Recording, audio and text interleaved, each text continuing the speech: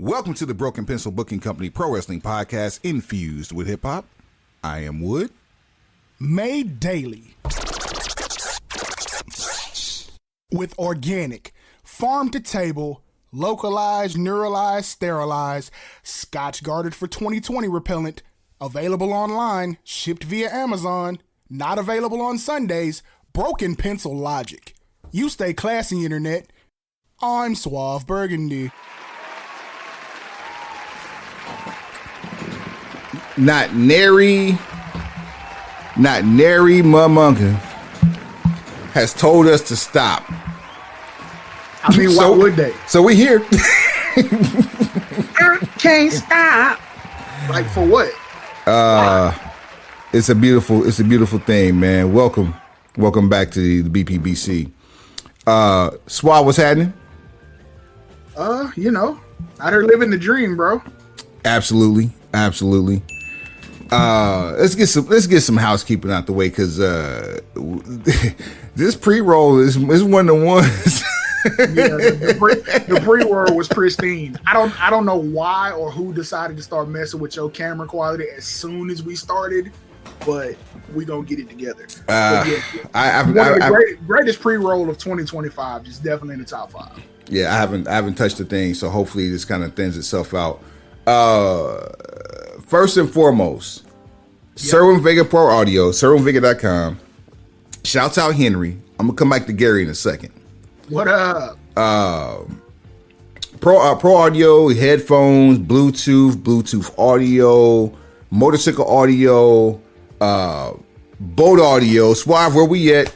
On a boat. The nautical joints, you know what I'm saying? You out there. All that. Audio. Your marine audio. Go to the website. Oh, and of course the PA and car stereo OEM replacements, all that good stuff. Go to the website, put whatever you want in the cart, put BPBC in there for your code, 10% off, straight like that. Get that money, shouter. Happy 49th birthday to my guy Gary from Serwin Vega Pro Audio. Hey! You know what I'm saying? That's my brother. We go way back. True story. My mother and his parents drove to a horse betting track. It's about 100-mile drive. They drove to a horse betting track and told us to chill at my house. Gary stayed 2 blocks away. Told us to chill at my house. Do not go to Gary's house, because Gary had all the Nintendo games. He was that guy. He had all the games, and like all the extra controllers, all the the Advantage, the NES Advantage stick. He had that bad boy.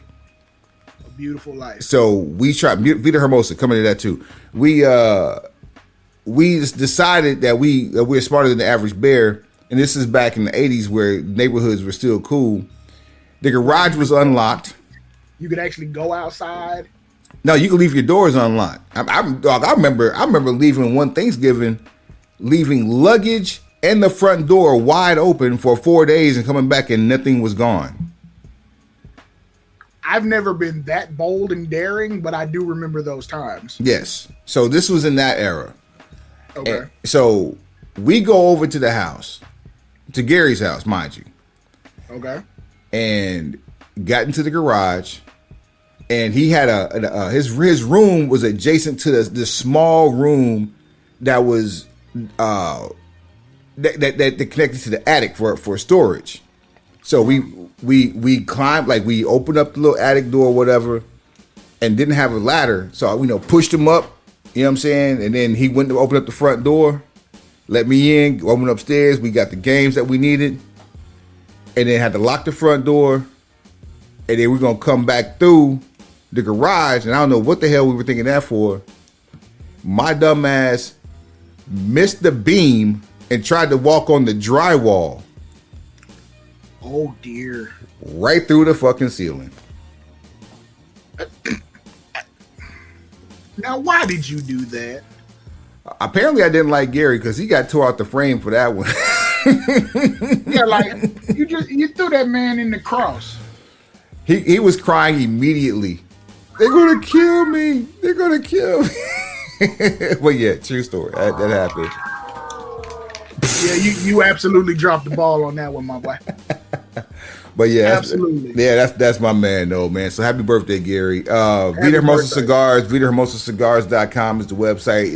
It's a beautiful life. About to take over this North Carolina retail situation here real soon. So November 30th will be at Abbey Cigar Lounge in Knightdale, North Carolina for a cut and light, and also kicking off Alpha Week with the Brothers of Alpha Phi Alpha Fraternity Incorporated, AFI. Yeah, so it is definitely a beautiful life. Come see us and, tell me your pencil pusher. We got you.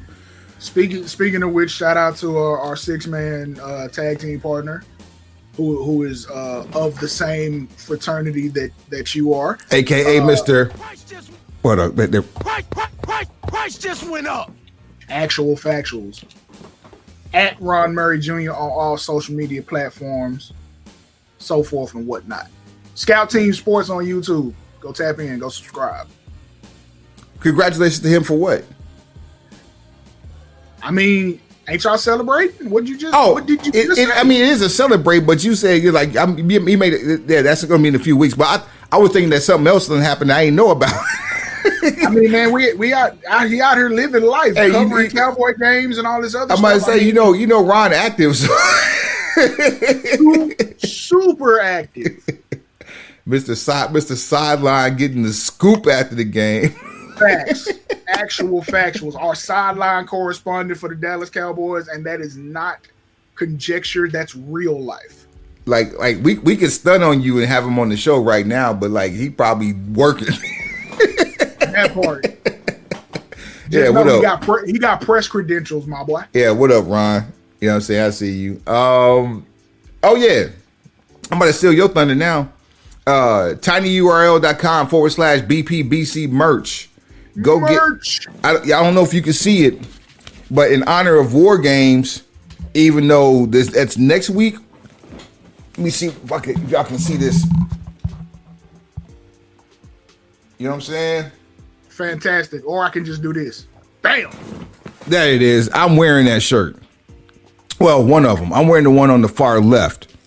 And there are more of these. That's just the first 3. There are more of these once you log on to tinyurl.com/BPBC merch. People are wondering, what does WLFGS stand for? Well, I'm glad you asked, people. Whole lot of fucking gang shit. Plain and simple. In stereo. WYBA. PAFN. Those won't be on shirts.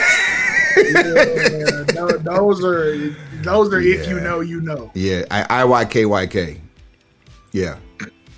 Hey, on the cool, yeah. You just gave me an idea for a shirt, so yeah, those actually might go on some merchandise. Just everybody hold what you got. Now it's so funny that I'm wearing this shirt and I'm doing it in honor of War Games, but the tribute. The pro wrestling tribute has come under immediate fire for someone who's a purveyor of the culture. Westside Gunn released Heels Have Eyes, which is the name of the Fourth Rope Pro Wrestling. It's the name of their show series. So when they go out and do shows, their shows are Heels Have Eyes. This is Heels Have Eyes. This is what, the third tape? Heels Have Eyes 3? So he just dropped Heels Have Eyes 3 within the last couple of weeks. Right. The same week Heels Have Eyes 3 dropped, Monday Night Raw was in Buffalo. And there was a Times Square billboard of Ted DiBiase and Virgil, who have been seminal in the Heels Have Eyes covers. And all it was a cover, but it was a picture of Ted DiBiase and Virgil, and with the parental advisory. And it was a grimy picture, so it was art. Like, Westside Gunn is a very arty guy. Like, if you listen to him, if you listen to interviews, listen to his music, he's very heavily involved in art. Like, the Fly Guy thing is like Ghostface 2.0. And you can tell from a lot of his partnerships, like with Saucony, and just, okay, And on that Heels Have Eyes 3 tape, there is a updated version of the $1 Million Belt. That's not just artwork. Fourth Rope absolutely has that belt in real life. And fun fact, the former Enzo Amore, aka Enzo, Real AKA One, at Real One, if you're going to be following on the gram, is the current holder of said belt. So there are a lot of reasons that tie into this situation, but continue educating the pencil pusher who may not be in the know right now. at every major pay-per-view, regardless of company, Westside Gunn has been shown with one of his either friends that's in the ring is wrestling or at a main event with a ridiculous amount of jewelry on. He's the first row. He's actually scaled back, but front row definitely. In fact, I remember our Monday Night Raw where we saw him, basically the whole front office for front row. Smoke DZA, Westside Gunn, yeeting with the masses. I want to say, what year is that? Where it's Roman versus Brock at SummerSlam? Is that 23? Was that well? There's a few of them, but I think most recently, yes, that was 23. That was, you talking about Vegas, right? It might be. Him and 2 Chainz are ringside for that. I think that was the one in Vegas with Pat McAfee. Might have been 22. Could have been one or the other. Yeah. When we went to Revolution for my birthday weekend for Sting's retirement, Westside Gunn is front row. He's there with us. Spottable from the level we were at, and we had fairly decent seats. And had just like Suave said, a ridiculous amount of jewelry on. For a normal human being, that is a ridiculous amount of jewelry. There's only two people that I know that would have more jewelry on than Westside Gunn. Slick Rick, Ghostface. That's it. That's about right. Maybe Kevin Gates now. I haven't seen Gates in a while. I'll send you something. But yeah, yeah, pretty much. Yeah, those are the people that have the most jewelry, like very Mr. T-ish. Yes, yeah, a whole lot of Mr. T action, and Westside Gunn has appeared in all sorts of promotions, as my cohort and Sahab has told you. TNA, they've had a working partnership before, almost to the point that I believe one of the Heels Have Eyes pay-per-views or special events had some cross-pollination with TNA. It was a TNA pay-per-view that actually had, and I think it was Slammiversary that had cross-pollination because you had come on, help me out. The world champ over there, fourth row, Fatu. Zilla, thank you. Zilla and Real One were in a tag match with a lookalike, with a Sid Vicious lookalike. At any rate, but he's all over the wrestling world. He pops up in several different companies. Only thing I haven't seen him do yet is pop up in Mexico, and that's probably that's making a suggestion. Like, he hasn't popped up in Mexico and he hasn't popped up in Japan yet. But he definitely won't pop up in AAA. And if he does pop up in AAA, like I'm sure Conan will dap him up. They're gonna put him out. And if you people are not aware, the theme music for the Hurt Business or the Hurt Syndicate, Smoke DZA and Westside Gunn. So he is very much intertwined into the fabric of modern professional wrestling and its ongoing relationship, aka situationship, with professional wrestling. Isn't he on the remix for Swerve's? I don't doubt it. Yeah, because that's what's my man? know Bun is on that remix. Bun is on the remix. I think Westside Gunn is on it too. That makes sense. Yeah. At any rate, back to the Heels Have Eyes, the mix or the album series, because it's not really mixtape, they're albums. After the third one was released, Monday Night Raw, Buffalo, he gets kicked out 3 minutes into the show. For an undisclosed reason that no one has said anything about yet. Escorted from the building. Now, we've talked about the cost of these shows over the past few episodes and how completely family friendly they are not. WWE doesn't give a damn about your wallet. They just figure that you got it, you're going to spend it, and keep coming. And Westside Gunn is built from that cloth where, like, I love it, and I'm going to support it, and I'm going to be there. And all he wanted to do was, you know, he just wanted to go watch some wrestling, and the way that he knows how.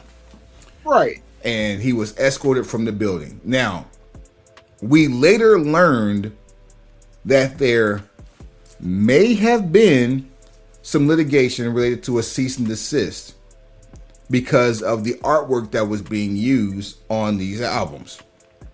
Again, that's still not a reason to eject me from a venue that I paid to get into and that I have bought tickets for. Like, let's just keep it G. If you plan on doing something in terms of copyright and all that, typically those things are handled, you know, in the courts, or they're handled via paperwork between lawyers. That's not necessarily an offense to where I'm not going to allow you to spend money, because again, money don't give a damn who spend it. That part. And he also replaced the covers with from Ted DiBiase to fourth rope wrestler Josh Jacobs. Okay. And then per Westside Gunn's official social media outlets, he has said that WWE had threatened him at one point to basically demolish his catalog by removing all references and usage of IP. So very much so where, like, there are song titles that reference professional wrestlers. There are audio clips between songs. Like Hall and random bars. Hall and Nash comes to mind because that's when they first signed that deal with Shady, and he and Conway did a song together called Hall and Nash, produced by Alchemist. So yeah, this goes back quite some time. Yeah, that was what 10 years ago. Yeah, if you know when they were dealing with Shady, that's at least a hot 10 piece. Might be 15 at this point. Nah, we're definitely not 15.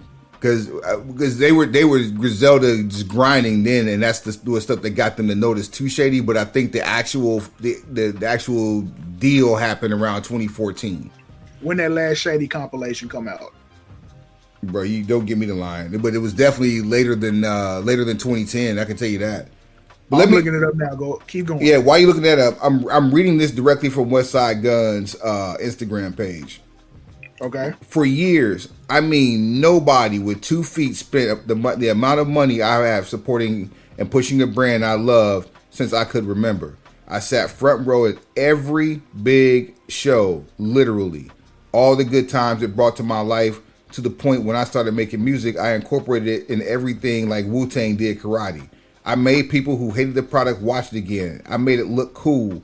When at the time people thought it was nerdy, I watched the same company sit countless of people next to me who's not even fans for real and act like I didn't exist. I was threatened to take everything out of my music, which I only did to pay homage, or my whole catalog would be demolished. And everybody who knows how hard I worked coming from Buffalo, for me to get that threat for just supporting and being a real fan hurted me. But I stayed quiet. Still like a crazy man, sat front row because I love the culture. I even went viral spending $50K on sweets.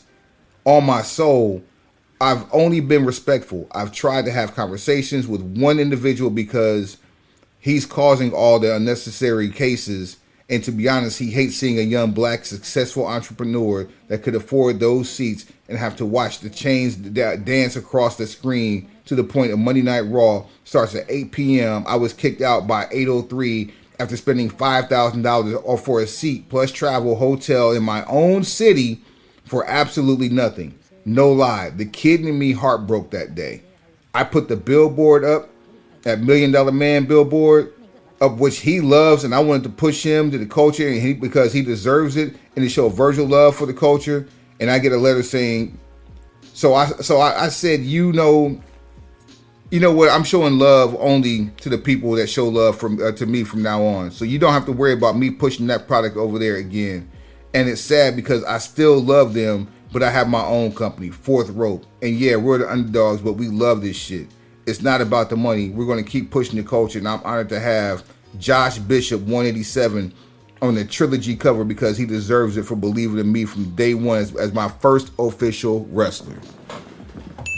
So that's business to stand on right there. When you go back and get your day one who supported you more than anybody else while you over supporting somebody else, man. Facts. And I understand 100% Westside's approach because, I mean, let's keep it real. It's something I've done, and until I get a cease and desist, it's something I'm probably going to continue to do because you don't tell me what to do, bitch. Secondly, so the fact that all of that detail was laid out in that post that way, saying that someone in particular does not like him because of several factors. The chains danced across the screen, bruh. One. So you hate me because I'm getting money, and you don't like my melanated nature. That's what I took from that. So now that begs the question: who in the fold of Stanford's standards and practices wields that type of power? Who also would have that type of discernment about who to kick out when you just did Madison Square Garden a couple of days ago and you tried to pimp rappers and athletes throughout the entire broadcast? Suave, I was just about to say that. You had a failed attempt to bring a rapper in who was early mid-30s, right? But Westside Gunn is probably 10 years removed, or no, I'll do you one better. Westside Gunn is around the same age as the top tier of your roster. 40s, so 40 plus, 45. The Randy Ortons, the Roman Reigns. This is your tribal chief. This is your daily acknowledgement for the tribal chief. Indeed. The Usos, Kofi Kingston, Xavier Woods, hell, Cody. Like, they're all within 7-8 years. They're all within the same range, give or take, as Westside Gunn, and probably with Westside Gunn plus or minus 4. The densest part of your roster is millennial. Peak millennial. If they don't rock with Westside Gunn, it's their own fault. Like, they're trying to be people that they're not. They don't rock with Westside Gunn if they're in that age, especially with what he means to the pro wrestling culture. But this from a company who was that earlier this year or late last year tried to pimp Cody's relationship with Georgia and go do a whole pay-per-view in Atlanta. That was in July. Bringing Metro in like that was last October. Yeah, what I'm saying. Yeah. Bad Blood last October. They did that, had Metro booming and all of the and this is like, is this during the last July? You already told me. So it was during the Kendrick Lamar Drake Metro booming, Killer Mike, 2 Chainz, Yachty, who was also Madison Square Garden. Facts. Future.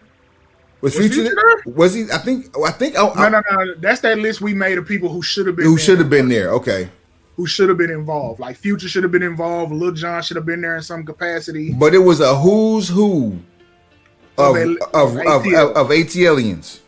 ATL and hip hop, to the point that you turn around, came back through.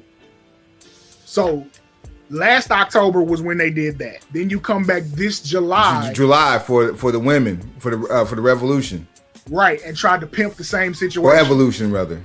And that's where we had that conversation. Like, why did you go somewhere the same weekend as Beyonce having a concert and literally think that you're gonna compete with her with an all women's event and had the nerve to pass it off like you did not know? You didn't get it. You bitch you. So that makes me like, that's just weird to me. Like, that's weird energy. It's too many people operating that don't have a real understanding of the demographic you're trying to tap into. And that's, I mean, God forbid you actually have heard that here before. But it begs the question, who is it that is in that level of power that can make a call like that, that has this disdain for one rapper in particular, when you're at the same time attempting to grift from the hip hop culture without feeding back into it? At what point do you think it's okay to grift from hip hop and not feed back into it in any form other than, trying to pull money from it? The whole thing with Travis Scott, which is pretty much going to be the most lauded and jaded memory of 2025 wrestling wise. You keep going away and you'll always come back. And the more we figure out, the more we listen, the more we pay attention, the less I actually blame Travis Scott for what happened. Because the people in charge didn't do enough in charge shit before you sent Travis Scott out there to do what you did. That chicken should have never left the coop. Period. Travis Scott can't do anything on WWE television that he is not greenlit to do, because why? There is a chief content officer who is responsible for everything you see. So everything you see went through a vetting process by the time it gets to your eyes. Wait, not just everything you see, everyone you see with everything you see too. Everyone. Everything, everyone. So we know The Rock is not one of those people. We know he's not. Let's just keep it G. The Rock ain't getting nobody tossed out for wearing jewelry and basically having a diverse wrestling portfolio. And moreover, he wasn't even there. But I'm trying to eliminate suspects. That's what I'm saying. He wasn't there. He was not at the scene of the crime. The Davey Boy Smith line. I don't know. I wasn't even there. So, okay, that's one suspect down. I don't think Ari Emanuel is in the business of turning down publicity regardless who it's from. So that's two. Nick Khan? Oh, sure. Boy. I'm not going to allow your friendship with The Rock to make me take you off the list of potential suspects. You've told the line a little bit too much about this whole price hike culture for me to think that you're just above pulling that card. So there's one. I hear you. Okay. That is the exact reason why I don't put him in the lineup window. Why? Because Westside Gunn dropped out when nobody else would for that ticket or them tickets. So you get a pass because you play by a different set of rules. I mean, I get it, but at the same time, it ain't like they refunded his money. They didn't give him the 5 bands he spent back. Let me ask you a better question. Okay. To help drill this down. Who has enough vested interest in what happens in New York City? New York City? Get a rope. To care enough about an image that was over 30 years old from the same company that you work for, to pay attention to the person who the image belongs to and take umbrance with him being in the building. Now, I know that's a lot to digest. It is, but with you. I'm just like... But yeah, who of the people that you named and those that you have not, right? Who is that damn petty, or who is that learned in the entire situation that says, oh, that's he got to go? Because that's exactly how it went down. Oh, that's him. Yeah, he got to go. When you said petty, shout out to the Petty Messiah. It rang bells for me because now it makes me feel like Westside Gunn may be the casualty of war in a bigger attempt to be petty. Because we have mentioned Westside Gunn's affiliation with different promotions across wrestling, including his own. Never to forget that. and also including direct interaction with the competition, with who is seen now as public enemy number one within Stanford. Who's public enemy number one within Stanford? Put it this way. Okay. I was going wax poetically and find some cool way to say it. But yes, AEW is public enemy number one in Stanford. But Fourth Rope is actually had a show in the last 2 months with Bedfellow number one. TNA. This is true, but at the same time, we know that.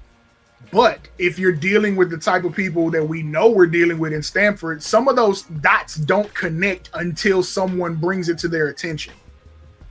Someone has to say, oh, this is the same guy. This guy who was at this event and did this, but is also at these people's events and also has music that is played on those events, is now front row at our event. And now we look at it like, oh, you're just trying to grift our viewership, versus the thought that Westside Gunn, in his unique way and his position, is actually adding to your viewership. Because the demographic that he occupies is very much in the cross section of who we do this show for. Hip-hop, pro wrestling. We've been doing this show since March of 2018. Right. Every time Westside Gunn shows up on the screen, what do? Identify him as being on the screen. And we usually do it in code. We usually say doot sighting or doot. Yeah. And sometimes he might be incognito, and we'd be like, "Is that Westside Gunn?" And sure enough, it would be. He is rarely incognito. It's just, it might be a scaled back level of jewelry on. Yeah, which makes it, for me, considering that we're talking solid Cuban links, solid herringbones, solid ropes. And not the donkey chains from like the 80s. We're talking like solid, actual solid rope, like 2-inch thick ropes. So it's like there's the jewelry you wear to go to the grocery store, and then there's the jewelry you put on for a festival. He's wearing festival jewelry at a wrestling event. Facts. Like it's a day that ends in Y. So again, we look at this list of people, and it points in a certain direction.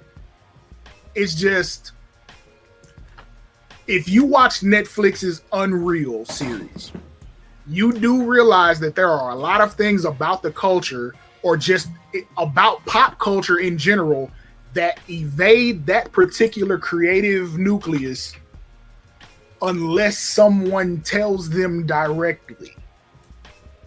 Which makes me feel like Westside Gunn has been able to operate under the radar for the most part when it comes to someone pointing out who he is and who was your daddy and what does he do.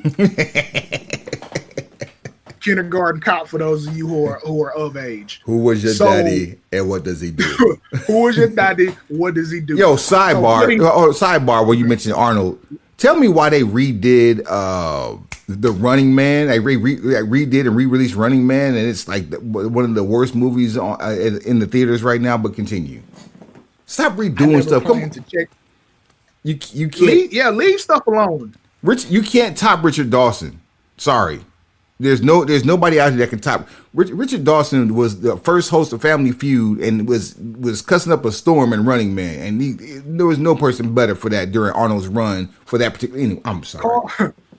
Caused more Family Feuds than Richard Dawson, and the survey said you did. Yeah, look at you. See, it's too easy. So, looking at that potential list of suspects, there are a couple that stand out because of what we just said about levels of petty.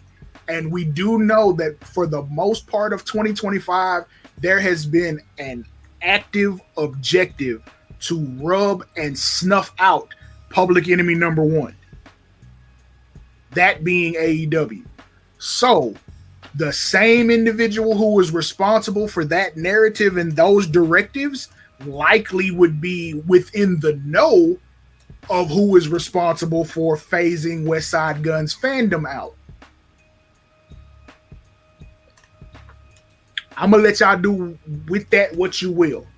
We're not against rap. We're not against rappers. But we are against Jacksonville. So yeah, it's an unfortunate situation. It's garbage, par for the course, especially for 2025 for that company. Yep.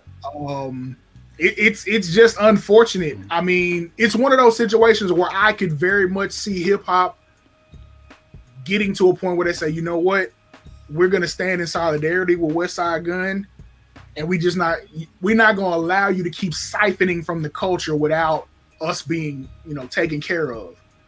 But I also know how rap industry stuff works, so I can very much see nobody doing that. Yeah.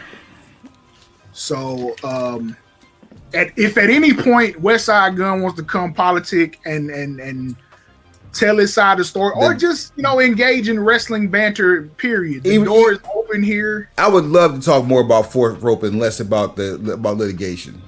Absolutely. Like after this, I don't plan to talk about it anymore unless there actually is litigation. Especially considering that I was vehemently rocking Westside Gunn music in 2012, 2013. My whole Sirius XM run was Westside Gunn almost weekly. Bing bong, do do do do do do, boom boom boom boom. So and here's the other part when you're dealing with copyright stuff, just in case anybody wants to get a wild hair up their ass about the original cover for Heels Have Eyes 3 or any of the other ones. If so happens there is a photograph used that was taken by a photographer that is either there of their own volition or not, just in a situation where they are not contracted by WWE, the photos that they take are their property, regardless of who it's of. So that begs the question: was the photos that were used taken by a photographer, or were they snapped from? Or is it a World Wrestling Federation employee who took those photos? And if so, or was it a screenshot or a screen grab that was turned into art? Now, if it's a screen grab turned into art, WWE absolutely, that's what that is. If it's a WWE contracted employee, then you would have to license said photo to use, which means whatever the fee is, you got to drop out for that. If it's an independent photo taken from, air quotes, an independent contractor, we already know how messed up that term is when it comes to wrestling in general. Bruh, we got a story about that too. But if there's a independent contractor who just took a photo, as long as you pay for the licensing from that photographer, what you do with the photo next is completely up to you. Period. That's it. That's it. That's the only person who has to be satisfied in terms of what you take that photo and then go do. Now, and the rest of the conversation and how you manipulate said photo, that depends on where you are and where the paperwork gets filed in terms of any type of litigation. But fun facts. Long story short, we stand with Westside Gunn on this. Yeah, absolutely. Whoever's in the front office of Stanford that is doing this, like, you absolutely have to take your hands off anything culture related, because you are compounding fan base alienation, which you guys happen to be doing at a rapid rate right now. You've alienated the family aspect by charging ridiculous prices for seats. You've alienated your original fan base with some of your booking decisions and the prices of said seats. Your streaming partner choices and the diversity of your streaming partner portfolio has further alienated your original intended fan base. I don't know how you intend to fill up an arena of 14 to 16,000 or a stadium of 40,000 plus with just tastemakers who got money like that, or being comp tickets into perpetuity. Like at some point, it's going to backfire against itself. You can't have 10,000 seat fillers.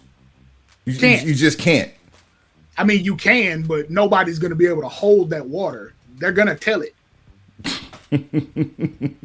they just are. They tell enough as it is right now. Factual. Ain't nobody keep their mouth closed by nothing. Everybody wants to be the first one to break the story. And somebody's giving it up too. Like prom night. Bruh. But we digress. Get well wishes go out to 1/3 of the Cocoa Butter Combat Club, Bianca Belair. Facts. Come on, let's talk about something that, let's talk about something melanated in a positive light. Man, I mean, I wish this were positive, man, but we just Westside Gunn could have done some interest music for you know what? Don't worry about it. Because they ain't finna get out there like that. Hey, lots of contracts coming up too on that side from the music licensing front too. So yeah, Westside Gunn could have struck a deal. However, meanwhile, Bianca Belair was injured. I believe it was in WrestleMania when Rhea Ripley landed on her hand awkwardly. Yes. And she, for lack of better terminology, I'm just going to say she busted a knuckle. Basically. So from the mid knuckle to the end of the finger, it looks like you took a lollipop and turned it upside down. And bruh, let me tell you, her middle knuckle looks like a blow pop. It's like this right here is, for those of you watching. Yeah, it's about the size of a dime in circumference and about as round as a gumball. And imagine that inside of like the middle of your finger. Right. So the idea was first to try to avoid surgery, hoping that you could rehab and recoup this on its own. It would heal. You could come back. It's not just a broken finger. It is not anything nearly that pedestrian. It has a lot of different levels to it. And for someone who literally has to use both hands at full strength for everything about their job. Everything. That's a serious piece of business. I have not gotten an update about whether or not they're going to go ahead and go the surgery route. And even then, the surgery route, then that takes you even further out in terms of, the healing window, how long before she can start training, and, what even she's allowed to do before she can start training or lifting weights. Here's a question that I have, because I would say I'm playing advocate here, but I'm kind of not really. Because this story just came out, was on 106 in Sports on BET, 2 weeks ago or last week? Something to that effect. So the question I have is, she's been gone really since the Evolution pay-per-view, or PLE, where she guest refereed Naomi versus Jade. Okay. And really, I guess that's all she could do was guest referee. This is 3 months removed from Mania. So it's been 4 months since we've seen that. If this surgery puts her back 8 months to a year, would it have been wise to take the surgery? Or is it a possibility that she told the story, lived the injury, and is healed up enough to possibly be a saving grace for this shit show that is the Women's War Games match? In a situation where, of course, nature of the business is to always be working, yeah, we always kind of keep that as a potential. Like even with the Westside Gunn thing, until you read the statement he put on social media, I was like, you know what? There's part of me that says this will be really dope album promotion. And on some joint venture PR type thing, this would actually be a good look until you read the statement. But like we say, in a situation where the nature of the business is to be always working, yes, that is possible. Also, there's the thing with athletes, especially, Bianca is a real athlete. Boy. In real life. And with most real athletes, if you can avoid someone cutting on you, you do that. At all costs. At all costs. You just, because you're not the same. Now, sometimes you can get better from being cut on. But again, that's a phobia. Everything is a snowflake theory. That's a theory of 1%. You see what I'm saying? There's only certain DNA. Like, we got a conversation coming up the next couple of weeks about John Cena. They showed, and we forgot about this one. They showed when he got injured and tore his labrum off the bone, and it was a 12-month recovery. He came back in 4, which was wild. Like that wasn't the only injury he had in his career, where he came back way earlier than expected. Man, like that dude is that's the DNA we're talking about. It's a genetic freak. Like that's. It was all during that same window where Adrian Peterson had torn his ACL, but gone overseas to have his surgery to repair it. And because of the way they repaired it versus what he would have received domestically, his recovery time was, I don't want to quite say cut in half. Right. I was about to say cut in half, but it definitely wasn't. It definitely wasn't 75 to 90, 75 to 100% of what it should have been. The injury for him happened like mid to late season. He was able to start game 1. Season. Yep, game 1. Where, by comparison, you have Trayvon Diggs of the Dallas Cowboys, who hurt himself last. What's it like? Week 8? About a year ago, probably close to a year ago now. Yep, I think it was like week 8, like right before the bye week. Something like that. And he started the season, but obviously those who watch football and just know he was not at 100%. Yeah, not the same. To which he played his first 4 games, had some type of incident that hasn't been spoken about, and now he has not played since, to the point where it's possible you may not see him again this year. They may shut him down. So, and that's with a domestic surgery. So there are a lot of things that happen once you go under the knife as an athlete. Things change. Sometimes you have a A1 top shelf surgeon and you're able to maintain what you were, possibly even get better. Sometimes you can get better and be tenfold up. Sometimes the surgery combined with your mental state makes it to where you never push that particular body part in the same way ever again just because of phobia. That's me. I went under the knife for the first time at the age of 39, and I was never a star athlete, but I did athletic things. Like I was active, right? And that literally, it didn't turn on the red light. It took me off the highway. It was a nice tall glass of set your ass down. And again, the older you get, the more sit your ass down comes with post-surgery life. So absolutely. These are all things to keep in mind when you're trying to gauge what's best for someone else, which is already a fool's game. Mm-hmm. In no way should you be on the internet trying to decide for Bianca Belair what she should have done or what she should be doing now. That's not your call to make.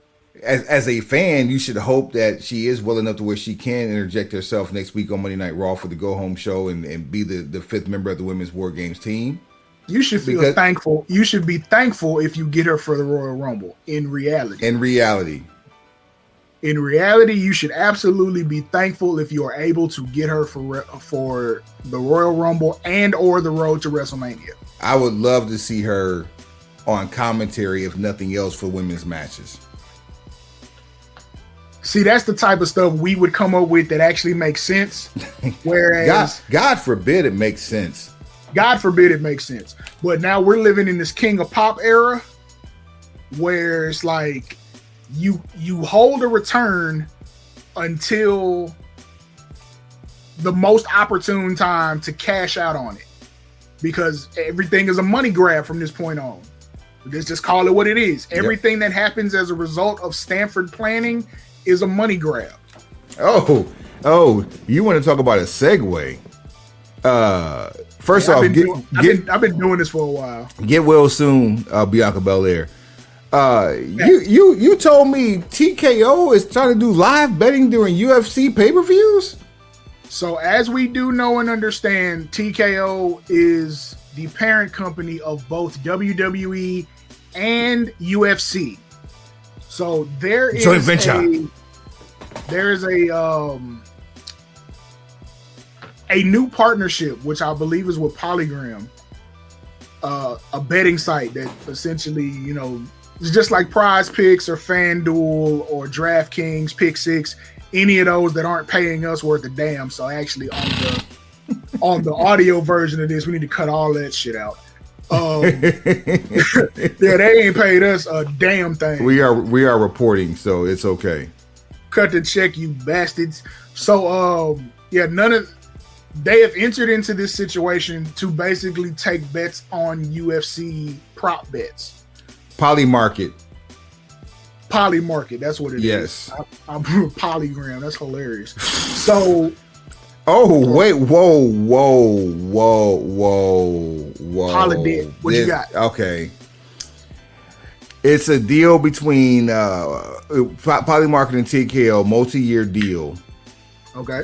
And it's also to integrate the live betting for not just UFC, but also the upstart Zuffa Boxing, which is a new boxing authority that is coming out of Saudi Arabia. Which, if you remember the name Zuffa was also the original company that bought, or that UFC sold to TKO. So you do realize with that partnership, and it's in conjunction with boxing that takes place in Saudi Arabia, the same betting laws that reign here domestically do not apply there. And Ari Manuel is the executive chair and CEO of TKO. If you did not know this, and he says, is a direct quote: "Integrating Polymarket with UFC and Zuffa Boxing live experience will help fans interact with these events in real time, transforming passive viewership into active participation." The deal follows Polymarket's recent partnerships in the world of sports, including collaborations with NHL and Prize Picks. Sports. So there you go. Which brings me to this next question. How long before Polydent or Polygraph or Polygram or poly relationship? Polyamory. There you go. How long before WWE is a part of this Ponzi scheme, this poly scheme? Ha ha. Poly won the cracker. We were working towards that. I remember right after the pandemic when we were back inside. Well, right after the pandemic, there was a story that broke that the former chairman and CEO of WWE prior to TKO was trying to incorporate betting lines in Vegas. To which you and I went nuts talking about how wild that one was, because if you and I prop betted that the match was going to end on a DQ, if you and I prop betted that we're going to get 5 F5s from Brock Lesnar and 15 suplexes on the show, if someone is watching that prop bet backstage on a scripted program, there's nothing to say that you can't bet as the house and take everybody's money. What's the rule? Well, that's number one. What's the rule about the house? The house always wins. Betting with what money? Yours. House. Oh, betting with house money? Oh, yeah. That part. Betting with house money. The house is going to always win. And what do they always win? Your money. Your money. And just remember, anytime you see a parking lot being built, that parking lot is being built off of your tears at a casino. That part. Every time. So you mean to tell me that the parent company for the actual event has a in-bed partnership with a betting platform that is not regulated by U.S. soil, that also encompasses a federation that executes in Saudi Arabia. Let me just do some knowledge here, because I do remember the Zuffa Boxing announcement came from Saudi Arabia. But just so you can understand where I'm coming from here. Okay. Zuffa Boxing is a professional boxing promotion company founded by Dana White and Turki Al-Sheikh in June of 2025. So UFC is already directly in bed with this boxing promotion because of who? Dana White. Keep going. And Turki Al-Sheikh, which is a joint venture between TKO Holdings and Sela, a Saudi entertainment company. Let me. You can't make this shit up. When you are backstage at WWE, you can't write this. And you've seen Unreal, you've seen how the production works. There are headsets abound for everybody that you see on camera.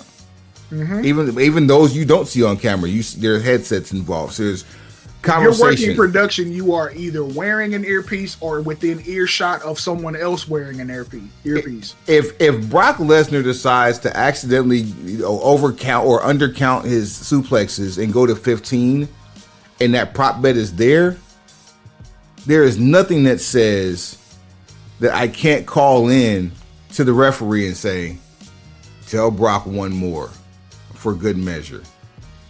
And there goes my prop bet. Gone. There's that part. Here's the other part that I find way more interesting. Imagine you're someone on an expiring contract. Oh boy. Okay, I'll take it a step further. Imagine you're Killer Cross, and there's a prop bet that it has something to do with you. It's a certain move you got to hit during this match, because these prop bets are gonna get ridiculous, because that's what prop bets are. Ridiculous bets. You're just trying to get lucky, and you put enough of them together, you can cash out. Let's say there's 3 prop bets for his match, all of which a trifecta, if you will, a hat trick. And he is able to literally directly affect whether or not these happen. So it's not him taking bumps, or it could be. How many bumps is he going to take in this match? That's a prop bet. Yeah, how many bumps will he take during the match? Will he hit said signature move, whatever name you're going to use for the signature move? How many times will he die from the top rope? Yes. Boom. That's perfect. He knows he can see what the prop bets are, or his wife can see what the prop bets are. They don't even need to see it. There is a person in the middle of the match who can call it. No. I'm with you on that. I'm saying this is what I'm trying to do, because I'm trying to fuck shit up. Keep going. So the prop bet is what it is, and let's say Scarlett can see it. So she can bet the house on whether or not these prop bets are going to cash out. So let's say it's like it's a 6-figure amount. You're going to bet 6 figures that he can hit these 3. What's to stop the talent from taking matters into their own hands and just saying, okay, fire me. I made $16 million off this. Literally the NBA. Worse than the NBA, because we know this is scripted. Boy, y'all out here playing. This is a dangerous game, bruh. Y'all are playing reindeer games with people's money. Yeah. I would never in my life bet on pro wrestling. I don't care how much free money you get on the app when you first start off. I would never. And you've seen our shooting percentage when it comes to who ain't gonna win. We up there. We are well above 50%. I would say we're way above 67%. Like we gotta be 70 plus. I only remember like one show where we were completely lost it. And that was probably during the pandemic. We're probably hovering around 50-55% for AEW just because of their booking style. Oh boy. But for WWE, easily 75+% correct. Bruh. I would never bet real money. Why? No. Why would you do that? Why would you put real money on that? And yes, we've seen where, DraftKings will have a prop bet line and it'll be something cute. It's like, will these things happen? And you're kind of entered to win like either credits or merchandise, or it's nobody's betting their house on this, which at some point, some people are going to have to start gambling in order to afford these seats. You know how much the most expensive seat for WrestleMania 42 is? For 42? Yeah. I'm going to guess, because of the packages, I'm going to guess 52,000. You're actually over the last one I saw. I saw one that was that was published as the most expensive seat, and it's like first 2 rows, you get an in-ring photo, you get the entrance down the ramp with the photo op. You get the chair, of course. I believe you get the chair. Everybody gets the chair in the first 2 rows. Period. I mean, you would think, but I mean, times are different. They may be like, nah, you got to buy that chair on top of this seat. I'd set the seat on fire until you get it out the mud. But if we keep it in G, and then there's like a 5-day WWE The World VIP Fast Pass. So if you've ever seen 42, 42 is coming up. I'm thinking about. Okay, go ahead. Yeah. So it's this one coming up. It's $37.5. One seat, $37.5. And if you ever seen that episode of Blackish where they go to Disney World and they have the Fast Pass, that's what you're doing at WWE The World. Hey, between me and you, that's a brick. Look, I have no clue what you're talking about. And neither do I, apparently. Shout out to Acme. Jersey, what up? Hey, so while we talking about money. Yeah, I mean, why not? 2 weeks ago, the former Ridge Holland, aka Luke Mincy's government name, we thought, because we had our own conversation, we thought that he launched a GoFundMe because he was released while recovering from injury. We thought. And apparently somebody set up, he won't say who it was, because, snitches get stitches, but he didn't say who it was, but he did. He wouldn't out. It is a family member that he would not out. Yeah, there you go. And he said this. He said, I want to clarify that I was not aware that the page was going live and had no prior discussion with the family member who created it. I've since requested that no further donations be accepted and that this change could take effect within the next 24 hours.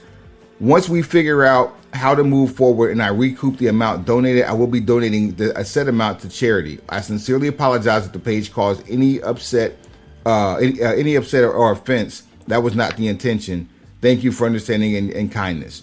Now, so rather than refund everyone's money, we're doing what? No. He's going to refund the money. He has to figure out how to get the money back to the people, and then he's going to donate that amount to charity. Stand up shit. In theory. I mean, stranger things have happened, but in theory. And the reason I say in theory is because these are electronic transfers, and it takes X number of time to export that money into an account. Number one. Number two, when you go crowdsourcing with people like GoFundMe, chances like the way it's set up is if you have a threshold, once you hit that threshold, that money becomes yours minus whatever the fees are. Exactly. So that's why I'm like, how is it that you can't just hit reverse on it? Like hit Uno reverse and just give everybody they shit back. Now, here the question that I had, and that you and I talked about was about financial literacy. Right. We saw plenty of instances where talent has gone from NXT to Maine to leaving, going to other companies, coming back. we've seen all types of scenarios as it relates to the money, but people are like, there was somebody recently who got released and talking about how much money they make, and they talk about how they have to cover travel, they have to cover like rental cars, hotels, food. You have to, and still have a place to stay. Like you still have rent that you have to pay, right? Right. Rent you pay, plus the hotel rooms as you travel, rental cars, food, and most importantly, I mean, naturally you have to eat, but most importantly, before you can do any of this stuff, you need to have your taxes in order, because it's a 1099. You're an independent contractor, so you're getting all of the money that's in your contract up front, and you're responsible for covering the taxes. It's not like you're getting a payroll check. Like you just getting money dumped into your account, and you better have a good accountant, or you better be the good accountant yourself. Right. So there's an additional fee to have proper money management on your behalf. So it is not a cheap endeavor. It's not It's not for the weak at all.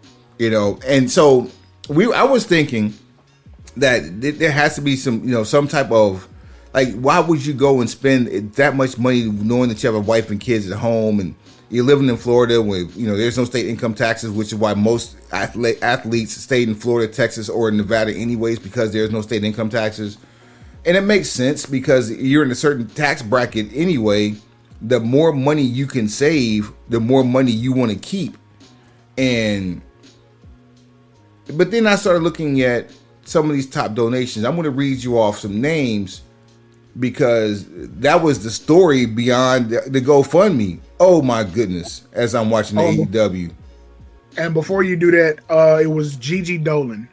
Right, there you go.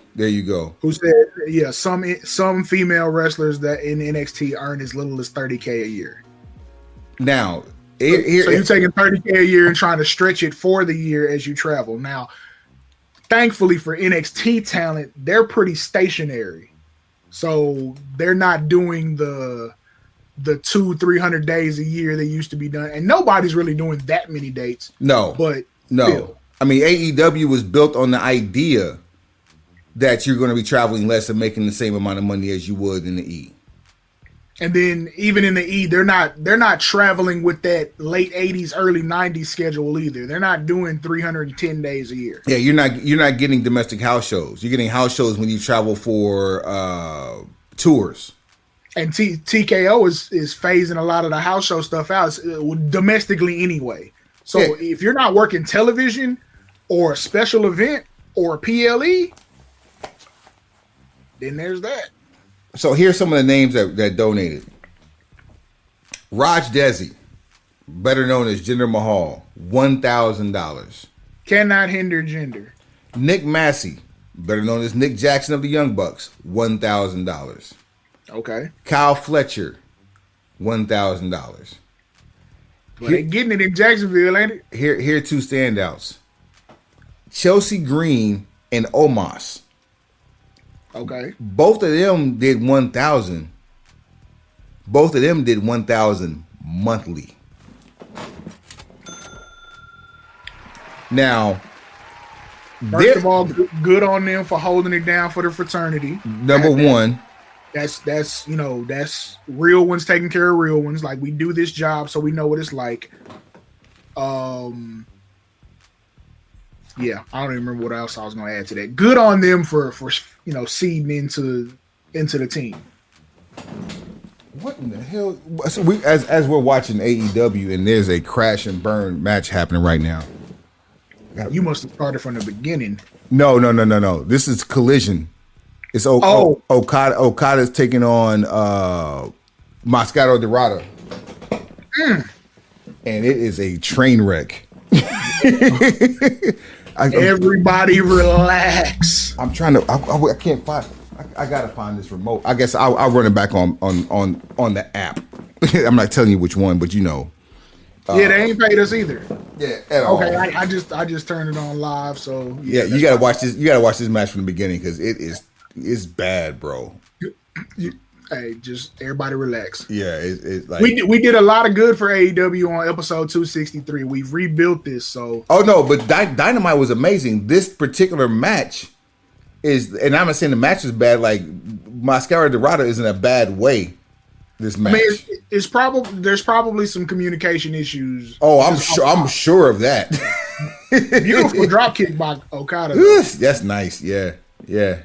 That's almost Bob Holly-esque. There's a name you ain't heard in a while, and you won't hear for as much longer. But yeah, so good thing. Good. Shouts out to Ridge Holland, man. We're glad you have it together because we're kind of worried about you for a minute there. But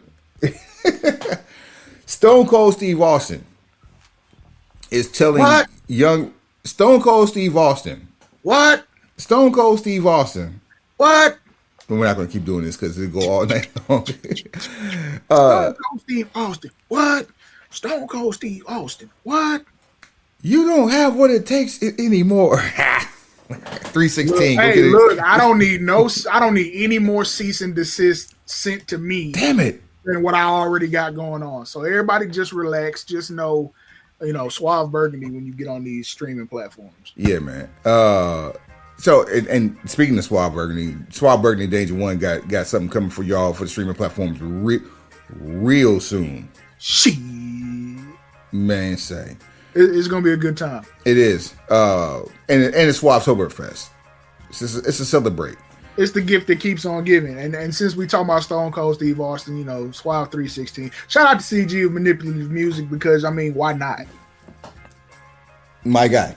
Why would you not?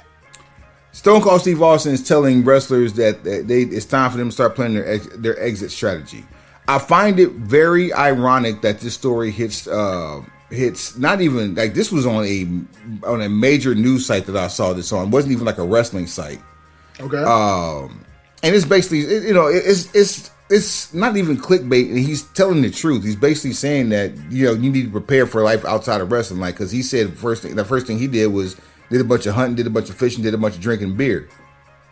And, and at least for him, he had a brand to where he could do all three of those things on television. Yeah, on television, yeah. And still get paid for it. Yeah.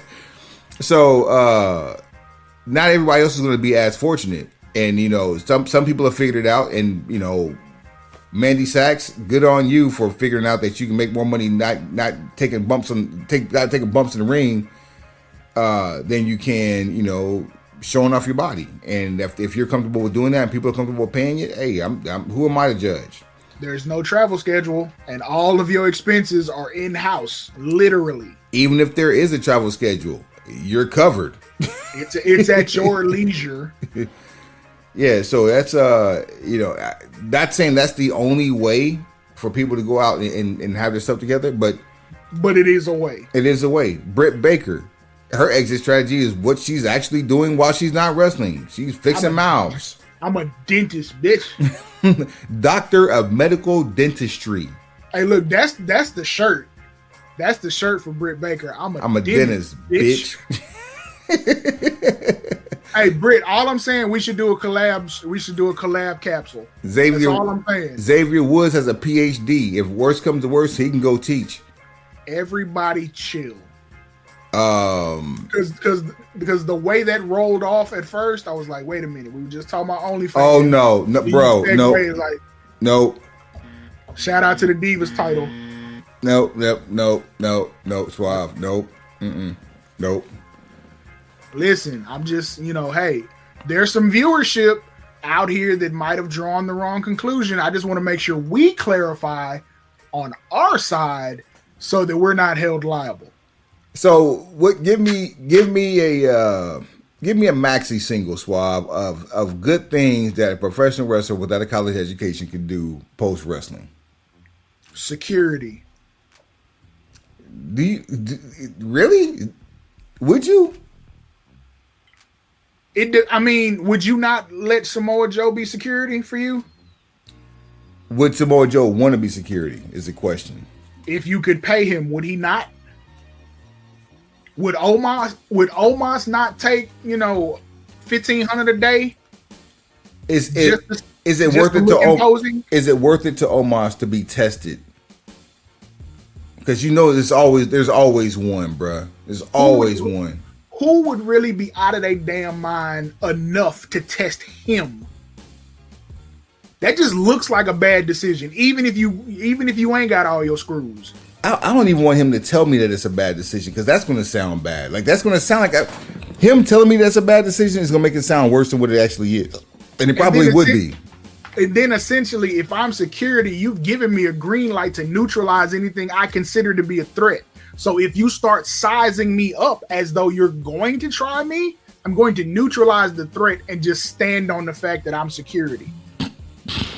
Which means I can bomb first. Shout out to Tupac. I bomb atomically. Socrates' philosophies and hypotheses can't define how I be dropping these mockeries. Lyrically perform armed robberies. Yes, that's the second Wu-Tang reference this show. Because Wu-Tang is for the children. Wu-Tang is forever. And it's Wu-Tang Wednesday. Let's see here. AEW. What's this next show? Full Gear. So that's one occupation. Do we need more? Security's good. Yeah, security's good. Give me two more. As we say, we need a maxi single. Give me two more. Two more occupations for a professional wrestler without a college education. Yes. Weatherman. Meteorology requires that. Have you seen the news in a certain places? Oh, bro, I've seen the news here. Whatever you put on the teleprompter, Burgundy will read. So if you're going to San Diego, you can be on-air talent. You can essentially be on-air talent, and someone else with the degree can do all the work. Yikes! How many times do we see that? Like, you and I both have worked in the production of television and or radio and or otherwise situations. We know how this stuff works. Everybody who's on TV saying the words doesn't always have all the knowledge that comes with it. This is They're true. being fed lines. So okay, if I'm not gonna say weatherman, say sportscaster. Because Shawn Michaels did it. Kurt Angle tried it for a while. It's happened more times than you're probably. I'll take sportscaster over weatherman. Okay. Cool. News affiliate. Let's call any one of those. Number 3. Then the most obvious, podcaster. There's a built-in audience. They know you. They know your job history. They want to hear the stories. And you better have some good ones, because the days of having good on the road stories are slowly coming to an end. The culture's different. You just got to know how to monetize once you get motion. There it is. Monetize your motion. Hashtag. And I if somebody steals that, and boy, OYA, PAFN. Oh, yeah. All right. So AEW Full Gear is coming up this Saturday. We're not going to do You Know Who Ain't Going to Win, because the card is still actually being built due to all these tournaments that are popping off. There is a fatal 4-way tag match for the Women's World Tag Team Championship. Tag team. Back again. And the winning team in the semifinal match gets to choose a stipulation for their semifinal match. Sorry, so the winning team chooses a stipulation for their semifinal match in the tag team title tournament. So the 4-way match, you're going to have the Babes of Wrath, Harley Cameron, Willow Nightingale, taking on the Sisters of Sin, Julia Hart and Sky Blue, taking on the Timeless Love Bombs of Mina Shirakawa and Timeless Toni Storm, taking on Marina Shafir and Megan Bain. The Megasis, if you will. I will say the tag tournament has gotten a lot better than what it looked like on paper from the get-go, and they're really trying and doing good work. I will say this: after Blood and Guts, they need to stay away from Blood and Guts and just stick to the tag matches and the individual title matches. I get the need for, equality and inclusion. Everything doesn't necessarily have to have a counterpart. Yeah, just because they do it doesn't mean it's cool for you to do it. I mean, in the words of Moneybag Yo, no, it ain't Moneybag Yo, it's Finesse 2 times. It's cool when they do it. It's a problem when I do it. Blank them.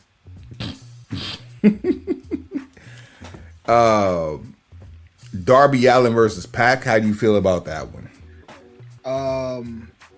which part. The fact that Darby Allin should probably have superficial burns on 45% of his body, or the fact that Pac now looks like an extra from Gangs of New York. No DQ for the AEW TNT Championship. Kyle Fletcher, the champion. Wait. Why we can't get no Dairy Queen? Huh? You said no DQ. Why we can't get no Dairy Queen, fam? Will you stop? AEW TNT Championship. Kyle Fletcher, the champion, taking on Mark Briscoe. If Mark Briscoe loses, he has to join the Don Callis family. I'm trying to figure out which option is responsible for better television. Mark Briscoe as the TNT champion, or Mark Briscoe as part of the Don Callis family. Those are your options. Because if I'm booking and writing television, I can probably get more out of him being a part of the Don Callis family, because I would make him the equivalent of a non-committed committed member. Oh, so wait a minute. Is Mercedes Moné the ROH? I'm sorry. Is Ultimo Moné the Ring of Honor television champion? That is true. Wow. Continue. Yeah. Ultimo Moné is on the belt run of belt runs. Okay. Segue. So I have heard a lot of people. Oh, she's about to get another belt while we're at it. Go ahead, take a look at that. So, wait, hold on. So she has a Ring of Honor belt. What belt is that? Because Red Velvet is the Ring of Honor World Television Champion. I am not certain, because I don't. No, I'm telling you. Red Velvet. No. Oh. I'm saying I'm not certain what that other belt is. Aha, go ahead. But the question has arisen. With Ultimo Moné having all of these belts, how does this end? Like, what is the payoff? What's the end game here? Now, of course, you could go with what we told you, and I specifically laid out, is because a lot of this company's pay-per-views are centered around the idea of gambling. Double or nothing, all in, all out. Not Full Gear, not Revolution, not Wrestle Dream. But at least 3 of them. There's at least 3 pay-per-views. But there's also like casino gauntlet matches, casino battle royals. Right. A lot of this company's tent pole situations are based around gambling, and they're very familiar with Vegas or betting on self.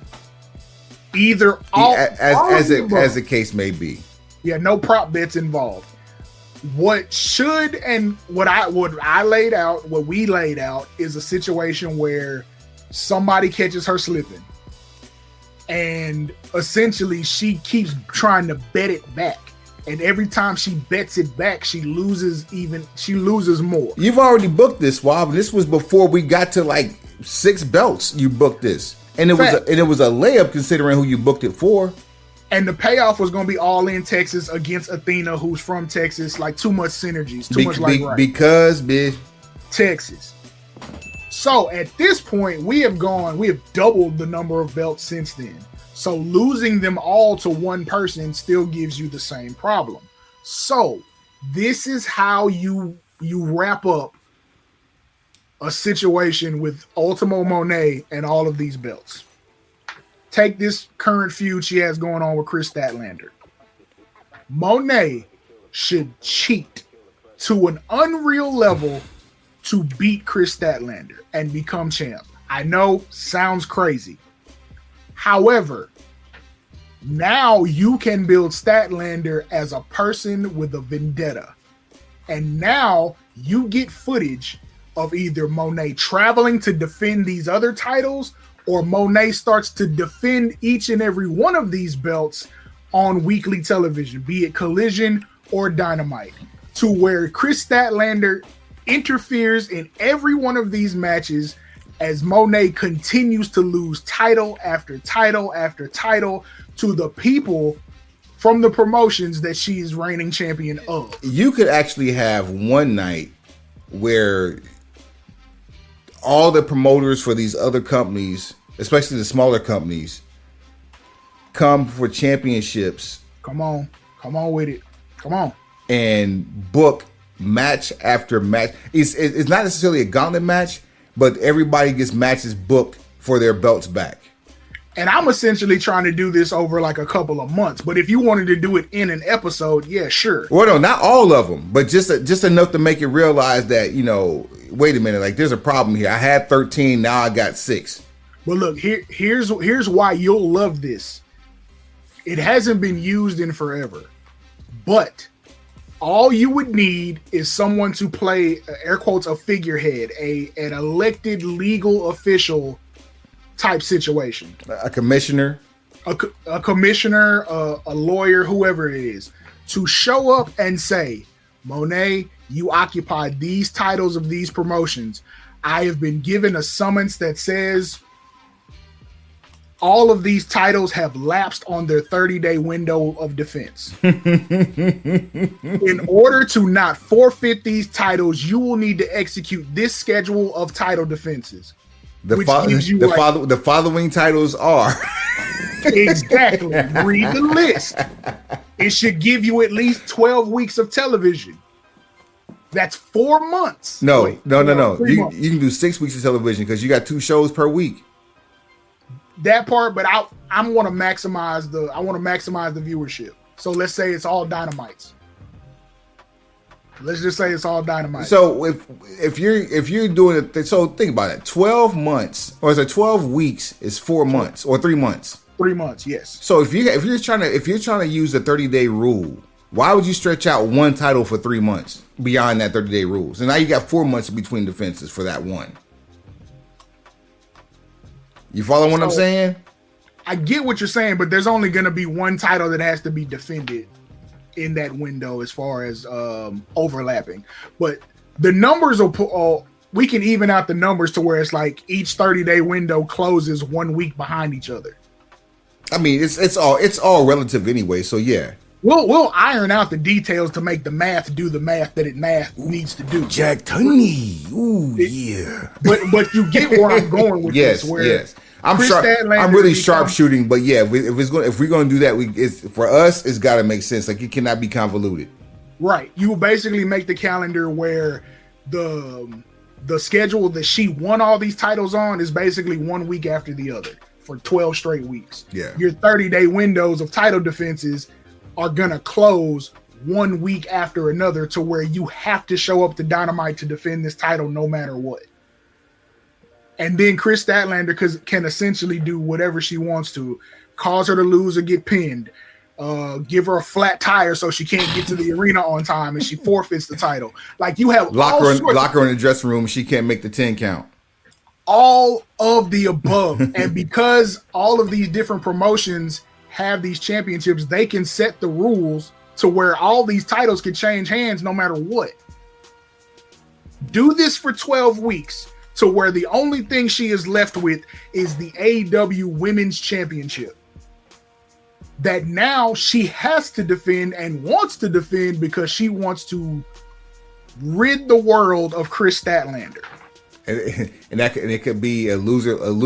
Well, you can't do loser leave town anymore because he's. You could because you can get Monet off TV for about 6 months after that. Just let her take a break. Take a vacation because she has been working. That's no question. She's been working. She be working 3 months straight with a storyline that paid off. That's a lot of TV time. That would be a perfect opportunity to take a break. I like it. I like it a lot.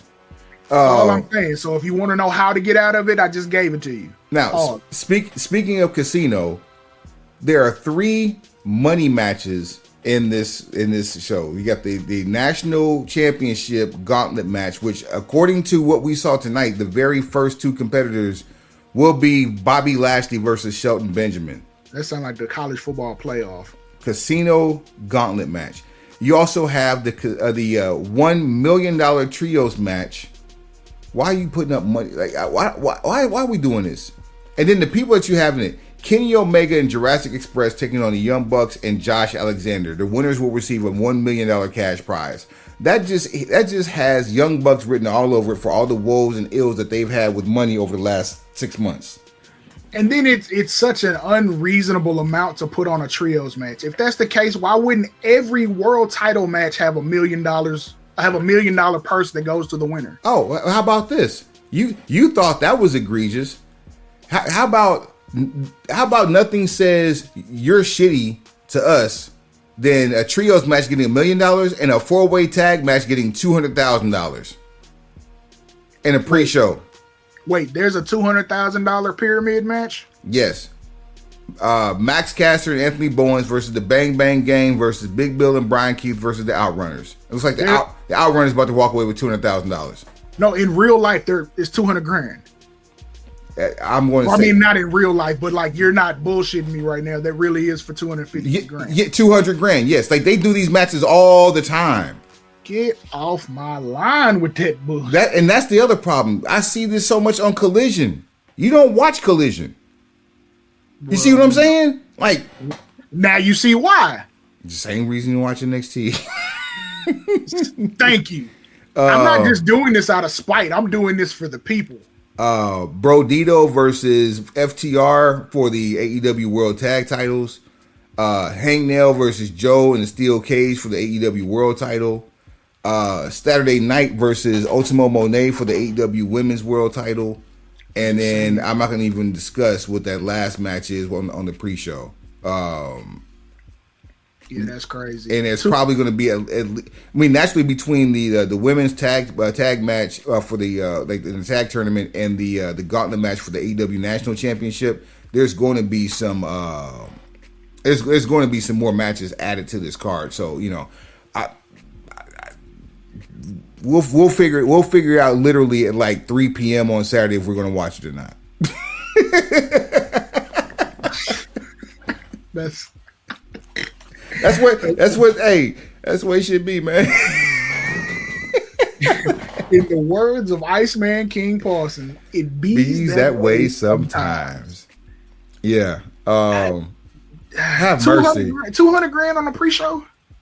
Bro, they do this on Collision on a Saturday night for free. They do $200,000 fatal $200,000 four-way match, $200,000 gauntlet match. Like, it's just random.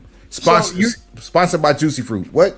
You know why that makes so little sense to me? And as you're telling me in real time, since I don't watch Collision, why would I wrestle on Dynamite for free when they doing $200,000 matches on Collision on Saturday?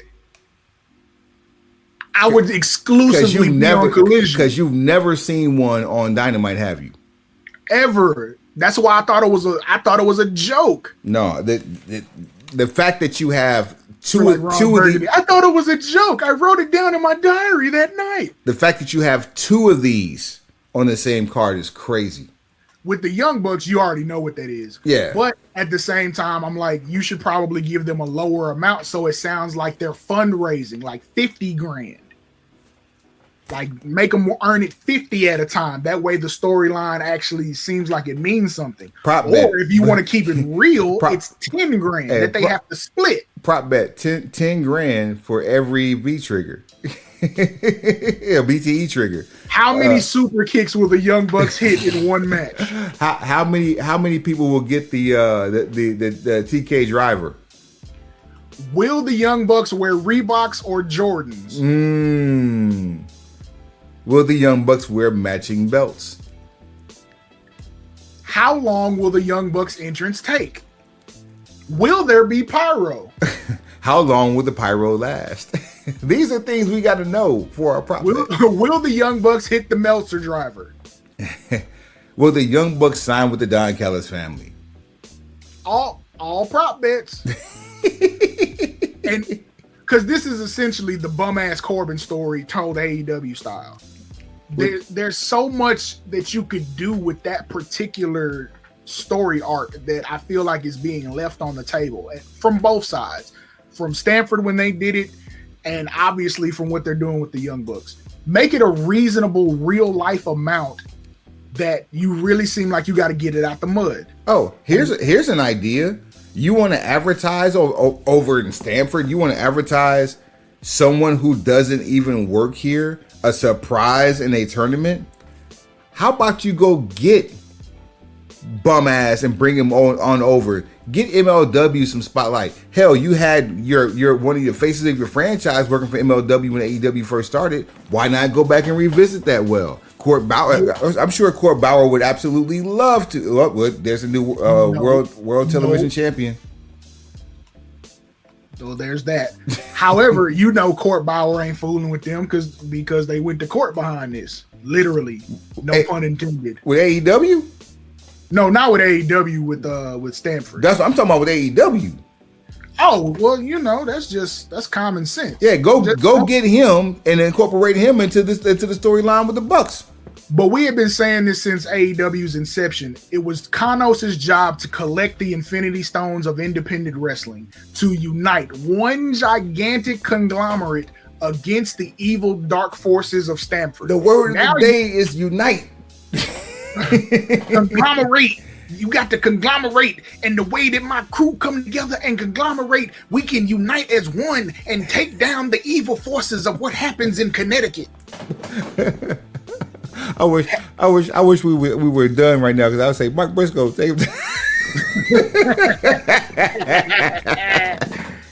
Indeed, you know what? I'll see what I can do about that. Yeah.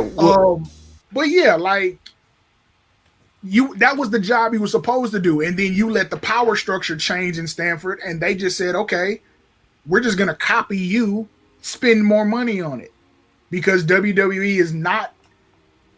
It's been a long time since they've been innovative. They're very reactionary. They're not proactive, they're reactive. So if they see something that works, they just hand sanitize it, put some more money behind it, cash out. The fact that they relaunched the national championship when the NWA actually has one there in motion, and they try to literally gaffle the lineage and plan it into AEW simply because the affiliation with the network was there. That's not how lineages work. Come on, bruh. So that was Kanos' job. When you had the relationship with Impact before it went back to TNA, CMLL, AAA, even before that merger, New Japan, which I mean you have pretty much pimped to no end. At one time, at the same time, you had New Japan, AAA, CMLL, and TNA. You had the Forbidden Door right under lock and key, and then it should have been nothing but a conversation to get something on the books with MLW and NWA. AAA has since been purchased by WWE. Facts. TNA is now in bed with an open door for WWE to buy them. Yeah, they're ready for a threesome at this point. They've been having bustos with TNA. Yo. Yeah. The terminology right now is wild. The 90s bite. You got The Rock doing Instagram posts wearing New Japan shirts, so who knows where that situation is. While you have the ace and the president of New Japan on AEW television. Now that's wild. So you had an opportunity. You had one job. And we told you what that job was, so you can't say you didn't know. And if you really want to do something good for this industry and bring up a champion, no one has gotten in bed with MLW. AEW let players play in MLW, but no one has gotten in bed with MLW.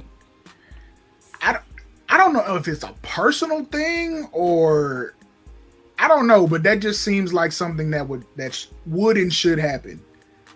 And I'm still trying to champion for what is probably going to be the eventual endpoint, because if Stanford is aiming for AEW the way that we think they are and the way we've seen they are, and essentially trying to attack their ability to have another TV deal, at some point an AEW app is going to become a thing.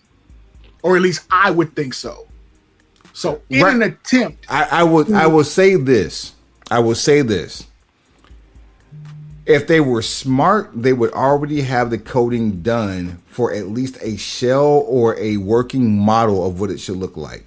Luckily, you already have a blueprint. Well, luckily, due to how you're filtering the content through a partner, you don't need one. get you. At the moment, you don't need one. But if they pull that plug, you need, like Steve Austin said, if they close that door, you need to be ready for the afterlife. Because you need to plan for life after what's going on now. These rights deals will not continue to climb if the product is underperforming on these platforms At all. WWE is underperforming on all these platforms that they have outsourced themselves to. Sidebar. What's the show with Braun Strowman? I'm glad you brought that up because I was thinking to bring that up. It's called Everything on the Menu. That show is done better than AEW and NXT. Was it SmackDown too? Possibly. It's just a wrestler eating food. Literally everything on the menu. Which, truth be told, like Braun Strowman is actually a qualified foodie. And he's a big fella, so if he says is a strong possibility because of his caloric intake and his size that he probably can eat everything. He comes qualified, and it's not like in a fat ass slothy kind of way either. It's one of those things where like you're checking multiple boxes, and Braun Strowman may have found his window to life after professional wrestling. See how that tied together? Well, look. And let me cut this real quick. And talking about the life after. At the age of 95, pro wrestling announcer and former WRAL weatherman Bob Caudle has passed away. Now you know why I said weatherman. Yeah, Bob Caudle. And I was telling Suave, Memphis, because there was a let's see here, Memphis 10 representative. Yeah, who was not. WMC Channel 5 in Memphis, the NBC affiliate, was the home of Continental and USWA, and their weatherman did the wrestling for years. Okay. And he was also, Jim Ross actually played him in what was the movie? Gross. What was the movie about? Who was Andy Kaufman? The Andy Kaufman story. Man on the Moon. Man on the Moon. Yes. Yeah. So Jim, whoever I'm trying to remember what the announcer's name was. Dave Brown. That's his name. Okay. Dave Brown was also a weatherman. Who did the announcing? See, I had a reason for that. Yeah. So what's his name? Bob Caudle was the on-screen interviewer for Mid-Atlantic Championship Wrestling for NWA Pro. They did some syndication with NWA Pro in Chicagoland, and for a little bit, Jack Brickhouse of the Chicago Cubs broadcast team, and then also Johnny Weaver had a storyline where he was Dusty Rhodes was using the Weaver lock, which is a sleeper hold, and which also brought in Great Muta back in 89, 90 before when Dusty came back to WCW with that boy Gary Hart. Gary, hey, I've been watching Throwback World Championship Wrestling, and I started somewhere. I think I picked up from like the beginning of '88, so I've been watching all of '88. By the time they get to where Gary Hart is cutting promos every week, it is the funniest of all time because Gary Hart really, really walks that line between heavily melanated and not quite so much. Yeah, just enough in the street to let you know that he can get active, but he's wearing that suit and letting you know that he is also a boardroom guy. And please don't test him or call him an N-bomb. It's like it's like 1 foot on the sidewalk, the other foot into the crossing. Yeah, I wish we had access to Mid-Atlantic stuff because there's a lot of good stories came out of like Ric Flair and Ricky Steamboat as the U.S. Tag Team Champions, the U.S. Tag Team Champions. It's like, why do I feel like that's on there though? It could be Greg Valentine and Roddy Piper had a blood feud that spewed into the first Starrcade through Mid-Atlantic Championship Wrestling. I feel like Mid-Atlantic and Mid-South are on there. I'm going to confirm though. Keep going. Mid South isn't the same because a lot of what made Mid South is like what made ECW, which is the music. At any rate, through all that Mid Atlantic stuff in the '85 through like '88, and I think you said Bob Caudle called Great American Bash with Jim Ross in '89, correct? What? Say what you just said one more time. I thought you told me that Bob Caudle called the Great American Bash with Jim Ross in '89. It sounds about 90. Okay, there you go. That's the one, and you'll know I know this because that's where Sting became World Heavyweight Champion for the first time. There you go, against Flair. Bing bong. So there you go. So rest in peace to Bob Caudle. We're gonna do a 10-bell salute. In true pro wrestling fashion, we're gonna jump into character, and I am gonna ask Mark Briscoe to take us to the house. All right. Just to confirm, there are apparently 6 seasons of Mid-South Wrestling and an additional 6 seasons of Mid-Atlantic Championship Wrestling. And that's on Peacock? Correct. Nice. There's also Smoky Mountain. There's 1 season of Smoky Mountain Television, and then the joke promotion Southpaw. Wait, when before we go, on the Mid-Atlantic, does it have the years? So what I see is 6 seasons, episodes, and it starts with season 9. So it's like 1981. Wow. September 12th, 1981 going forward. So everybody that you would know in the early days of the WWF and the NWA that became WCW.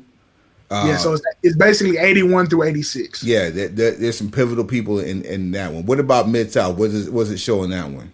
Probably the same time frame?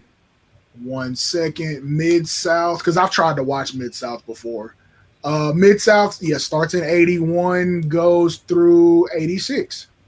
So that actually is most of, if not all of the Mid-South stuff, because prior to that it was NWA Tri-State. History lesson. That became the Mid-South or Mid-South Sports that was run by Bill Watts. So, yeah. And then just for shits and giggles, there are 7 seasons of World Class Championship Wrestling that goes from 1982 to 1988. And you do not get the good stuff. You get spatterings and smatterings of that stuff because, again, as I've told you back in season 1 and 2, there was a separate show that was known as Championship Sports that was on KTVT on Saturday nights that went head up against Saturday Night Live. Every week you had a best 2 out of 3 falls match for the main event, and it was being broadcast from the Tarrant County the Will Rogers Civic Center in Tarrant County in Fort Worth, Texas, which is now the Dickies Arena. Yeah, and there's 9 seasons of not 9 seasons, 9 episodes of AWA from. There's one episode in March of 86, and then there's January through March of 88. Yeah, so all for what reason I do not know. All you're going to see there is probably the Midnight Rockers. You'll probably see a little bit of Kurt. Actually, you'll see a lot of Kurt Hennig. You probably see a little bit of Scott Hall. You are absolutely correct. Like you're 3 for 3 so far. There's 2 more. 2 more that I need you to name, and I'm certain you can name these. I'm sure Rick Martel is going to be in there because he's a world champion around that time. True, but that's not who I'm looking for. There's 2 WWE staples for soon after this that are on this list. I'm looking at pictures of them right now. One's a tag team, the other's a singles competitor. Okay, so here's one I'm going to throw at you. It's going to be on there. Sherry Martel. You're probably correct, but that's not who I'm talking about. All right, so you said one's a tag team. Yes. The Road Warriors. No. Really? No, 88. They're definitely in Crockett. Oh, okay. Because you said 86. Okay. This is 86, and then January through March of 88. The Road Warriors are, World Championship Wrestling. Sergeant Slaughter. Promotions from like 86. Yes, that's the singles. That's Sergeant Slaughter's the singles competitor. Hit the bell for yourself. All right. Tag team. Give me a hint, but don't make it low hanging fruit. They're really good friends with Good Try Terry. Oh, you're not talking about Jumping Jim Brunzell and B. Brian Blair, are you? Wrong friend group. Oh, Nasties? Yes. There you go. In You got it. AWA? AWA, the Nasty Boys are in action. Wow. March 19th, 1988. Because I was gonna, if it was the Killer Bees, I was gonna contend that they were actually already in the E by that time. So yeah, it's some very cool stuff that's tucked away in the cockles of the cock pause. But this is why we're like, we hate losing stuff out of the library, because when you're tired of the actual WWE modern day product, you can go back and watch that and start piecing stuff together. Yeah, if you want to get some history lessons on the people that you watched in the late 80s, early 90s, especially when Royal Rumble started really popping off, go watch Mid-Atlantic. Go watch AWA. You would bridge a lot of early gaps. It's like going to Summer Jam and getting this. You got your baby picture behind you. That's what that is. Jim Crockett NWA, which is going to be under your WCW tab, the weekly syndicated show, World Championship Wrestling. I mean, it's just there's a lot more than what they might let you be led to believe. So that's why we hate the fact that they keep jumping from provider to provider, and it seems like every time they do that, they shrink the library. They shrink the library. So yeah. So at any rate, rest in peace, Bob Cottle. This 10 bell salutes for you. Mark Briscoe, take him to the house.